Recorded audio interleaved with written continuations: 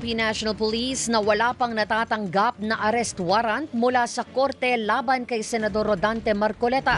Taliwas sa ipinahihiwatig ng mambabatas. Balita mula sa Campo Crame, hatid ni Radyo Patrol, Marlene Padiernos. Mars. Rika, tiniyak na ni PNP-PIO Chief Police Colonel Allen Rayco na agad ipatutupad ng pambansang pulisyang anumang arrest warrant ay ipalalabas ng korte laban sa sinuman. Pero nilinaw na wala pa silang natatanggap na anumang arrest warrant laban kay Senator Rodante Marcoleta para sa reklamong plunder at indirect bribery na may kaugnayan sa issue ng campaign funds. Sa isang pahayag, iginiit ni PNP Chief Police General Jose Melencio Netates Jr. na wala siyang ipinapalabas na Special Operational Directive laban sa senador at hindi sila kumikilos ng hindi nakasali sa chismis o hindi beripikadong impormasyon.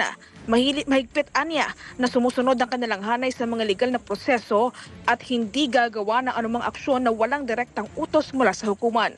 Una rito, sinabi ni Senator Marcoleta na nakatanggap siya ng impormasyon tungkol sa posibleng paglabas ng warrant of arrest laban sa kanya, kaugnay ng mga reklamong naugat sa umano'y hindi pagisiwalat ng 75 million pesos na donasyon sa kampanya noong nakaraang halalan. Pero sinabi naman ni SALD John Vic Remulla na wala siyang impormasyon ukol dito, kasabay ng pag-ibig diin na hindi maaaring maglabas ng warrant ang hukuman kung wala pang kasong naihain sa korte. Yan ang balitang kumpirmado sigurado. Ito ang Radyo Patrol, Marlene Padiernos, DZMM. Maraming salamat, Marlene Padiernos.